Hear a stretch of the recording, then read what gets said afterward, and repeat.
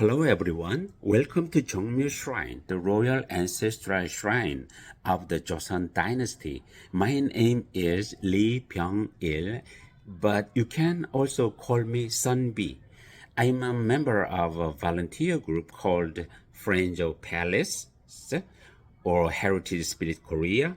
We share Korean history and culture through tours of historic sites like palaces, the royal ancestral shrine and altar, and royal tombs. Here in Seoul, many palaces, shrines, and royal tombs from the Joseon dynasty, the last dynasty before the Republic of Korea, still remain. Among them, for more than 500 years, Jongmyo Shrine has been the spiritual heart of Korea, where Joseon kings came to honor their ancestors. That not only for family duty, they believed it was for the peace of the whole country. Think of it like a royal family reunion.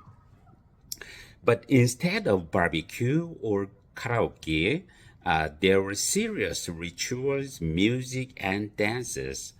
And yes, it all started from 1 a.m. in the morning with a lot more pressure than any family party.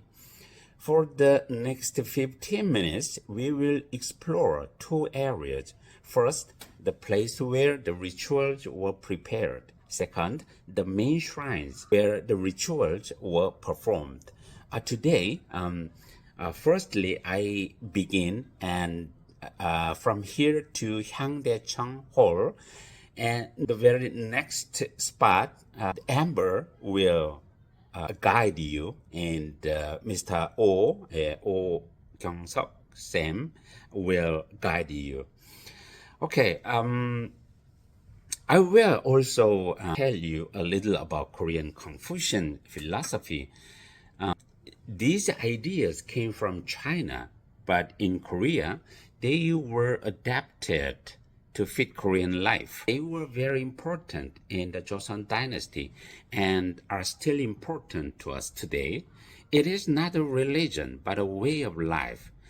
Teaching order, respect, and family duty are the rules that shaped the whole society.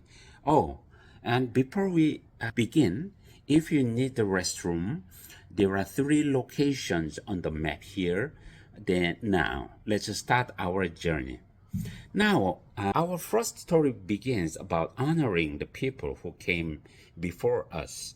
Confucian philosophy teaches that we should respect both living elders and ancestors who have passed. In daily life, this can be as simple as giving up your seat to an elder.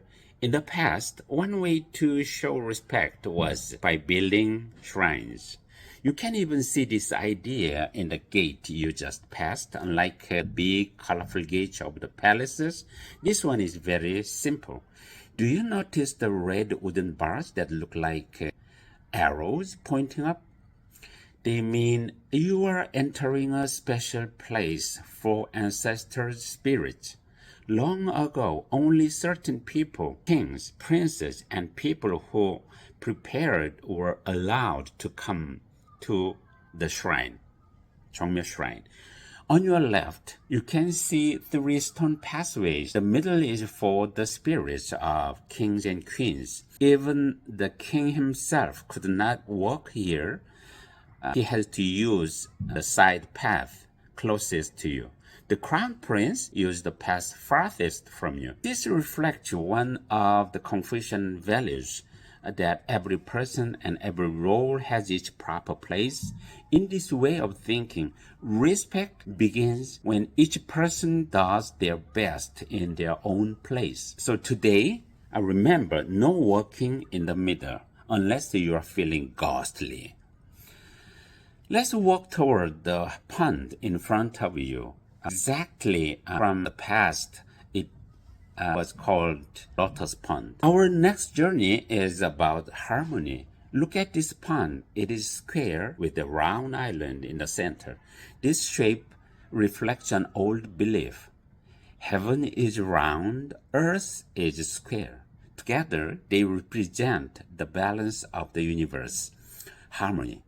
You can see the same symbolism in old Korean coins you see here in real. The board game Go, baduk in Korean, and even in the human body, the round head and the square body, okay, reflecting the balance of the universe. This design also shows the idea that humans should live by the rules of nature. So this little pond isn't just a pretty decoration. It's like a small model of the universe, reminding us that balance and order in both nature and society. And this building helps us to understand the attitude and practice of the ritual by seeing what offerings they prepared. This pavilion's name is Mangmyo-ru, which means gazing upon the shrine. It was used as an office for officials, but also as a resting place for the king. Here, the king could pause before or after the ritual, a royal timeout to stop, breathe, and reflect. Next to it was a place where officials prepare for the rituals.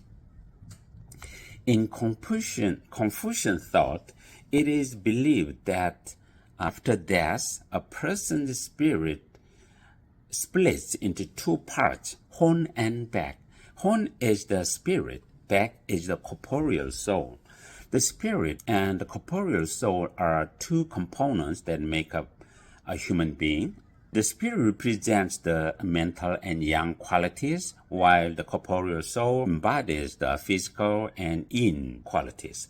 Thus, after death, it was believed that the spirit would ascend and reside in the spirit tablet, whereas the corporeal soul would remain with the body and buried in the ground. So the ritual begins by gently guiding both hon and back toward their spirit chamber.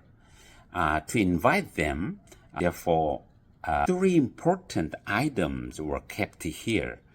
First, incense to purify the space and welcome the spirit.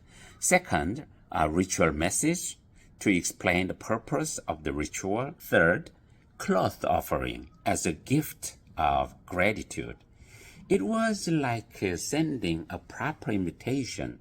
Please come. Here is why we are honoring today, and thank you. That's all for my part of guiding Jongmyo Shrine.